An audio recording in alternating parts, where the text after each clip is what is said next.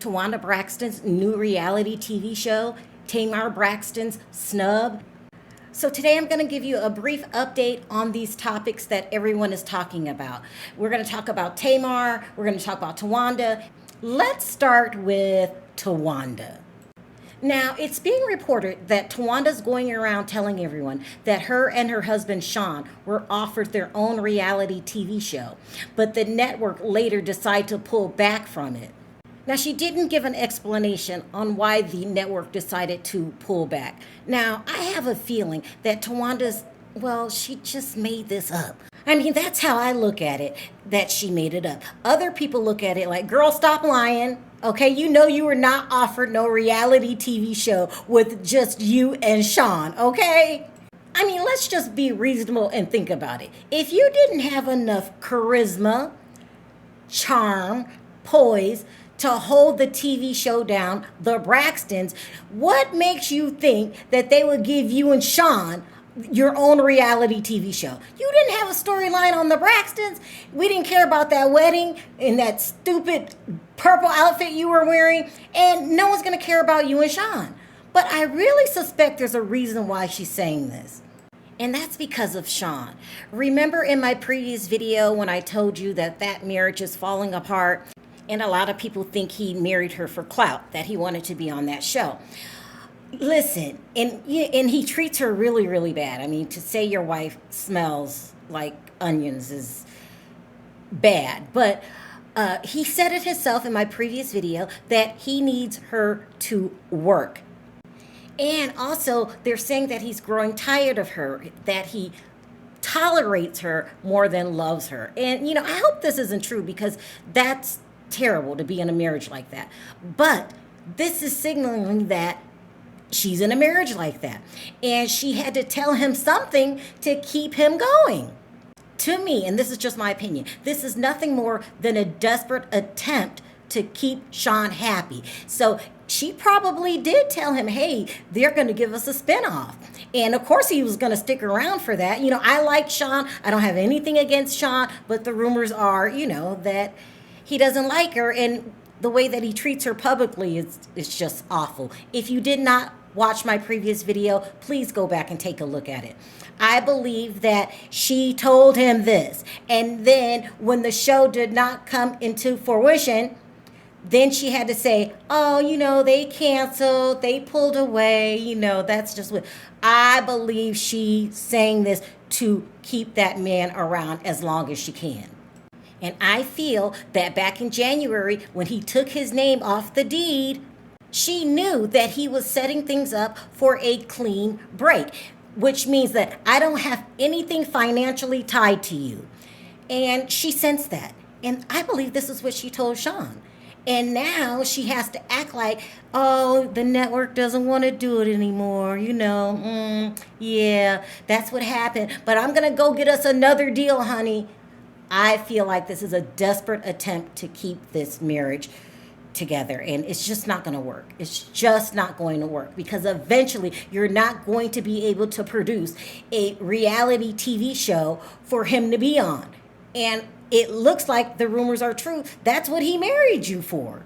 A reality TV for Towanda at this time would be a disaster, because we would get a closer look at that marriage, and she doesn't want that. You don't need that. You don't need us in your business. But even worse, she would bring Trina on the show, and Trina really needs to stay out of the media right now. And Trina would do that show in the blink of an eye, because her money that she made from the Braxtons, that's going to run out. She has no other income.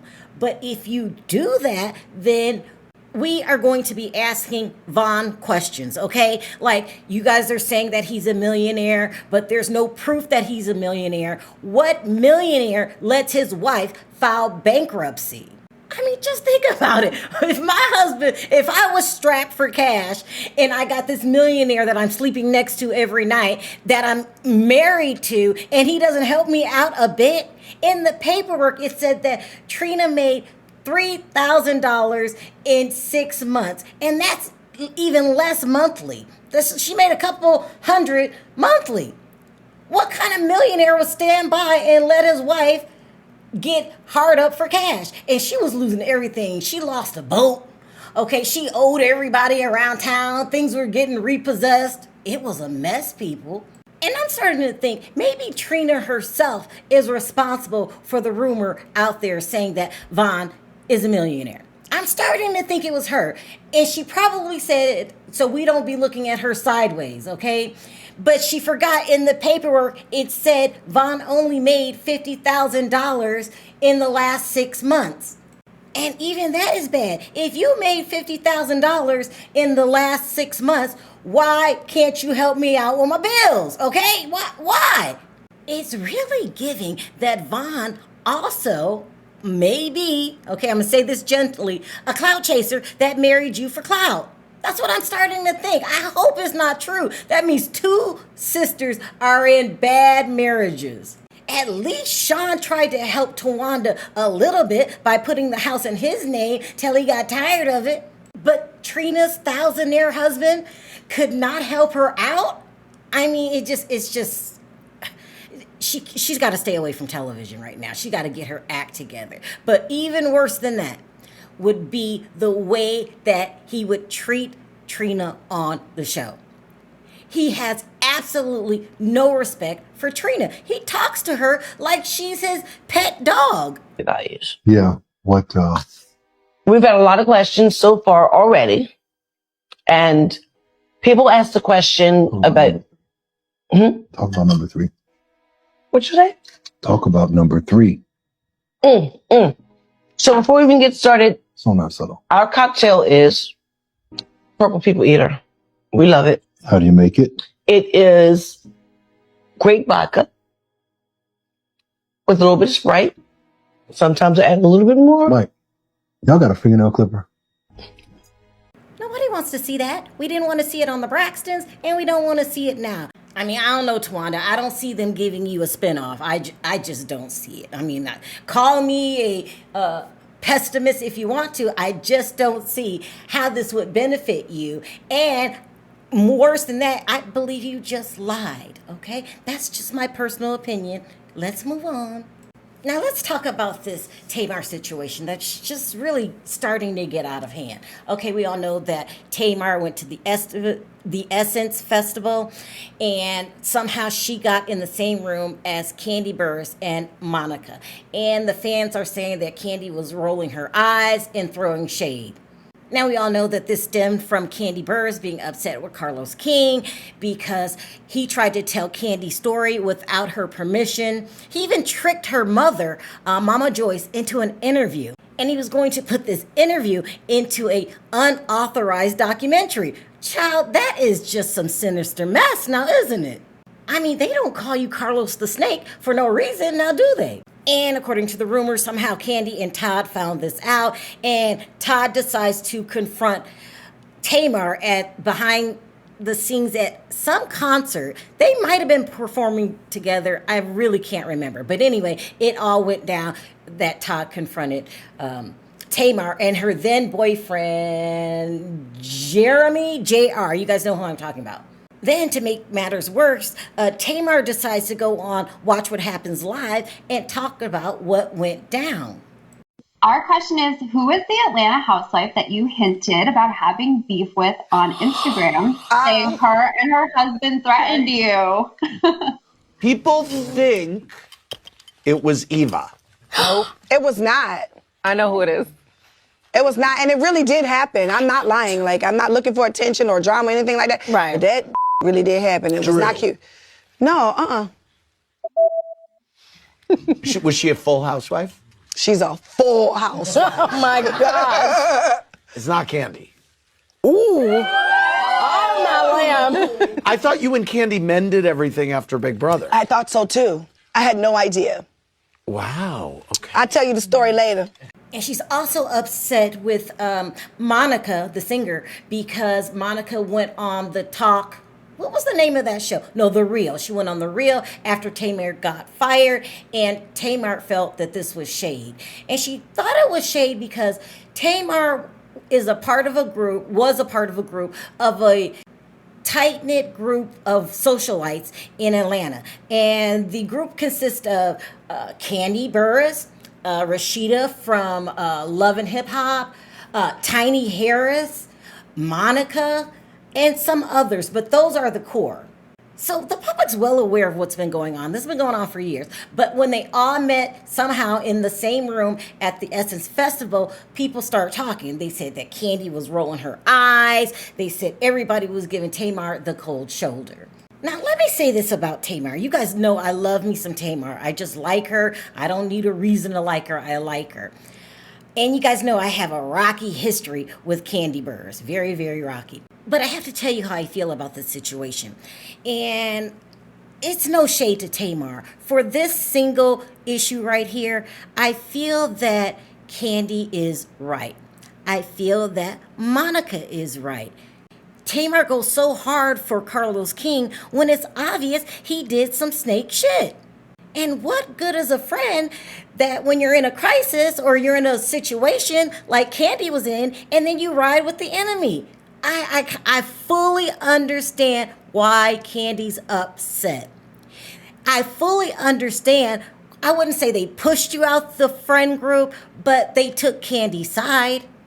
Also, if I was in that friend group or that circle or clique, whatever you want to call it, if I saw how you did Kandi, I'm thinking, whoa, because I don't trust anybody to begin with. But if I see you, the way that you treated Kandi and Monica, I would pull back a little bit too. I definitely will watch what I tell you. And let's not forget how it feels when people go public with information. If I'm your friend and we were in the same social circles and you're upset with me, I got a phone, you got a phone, call me. I mean, that's just how I feel about it. Don't make it public. And you guys know, especially you guys that have been with me for a long time, the minute somebody makes something public for me is the minute that relationship is over, and over for an eternity.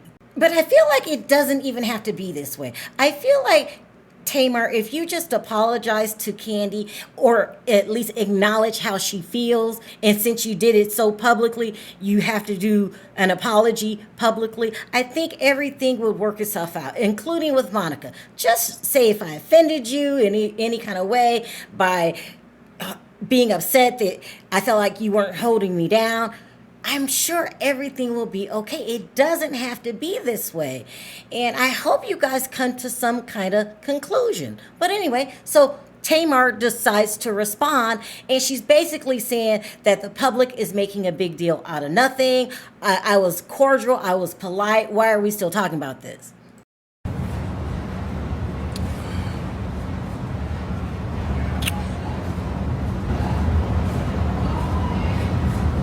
And that was that. That was the gist of it. I don't think saying, I don't think that's fake, and I don't think that's weird. I just think saying congratulations is home training and cordial.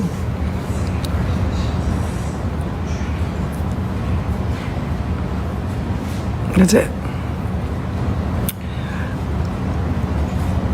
And the whole thing was awkward.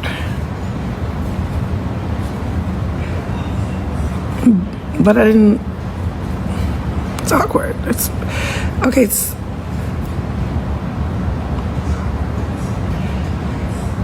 I know I didn't say anything wrong. I know I didn't say anything wrong. And that was that. That was the gist of it. I don't think saying, I don't think that's fake, and I don't think that's weird. I just think saying congratulations is home training and cordial. And the whole thing was awkward.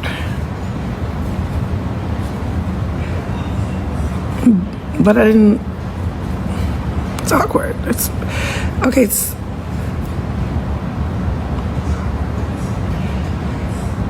I know I didn't say anything wrong. I know I didn't say anything wrong. I mean, the whole thing is just a mess. It's being blown out of proportion.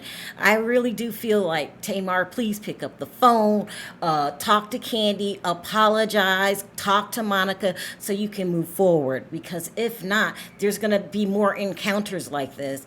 And when I say apologize, that doesn't mean that you have to change your mind about Carlos King. It just means that you have to acknowledge that she's upset and that you made it public. For Monica also. Anyway, let me know your thoughts down in the comment section. Until next time, bye for now.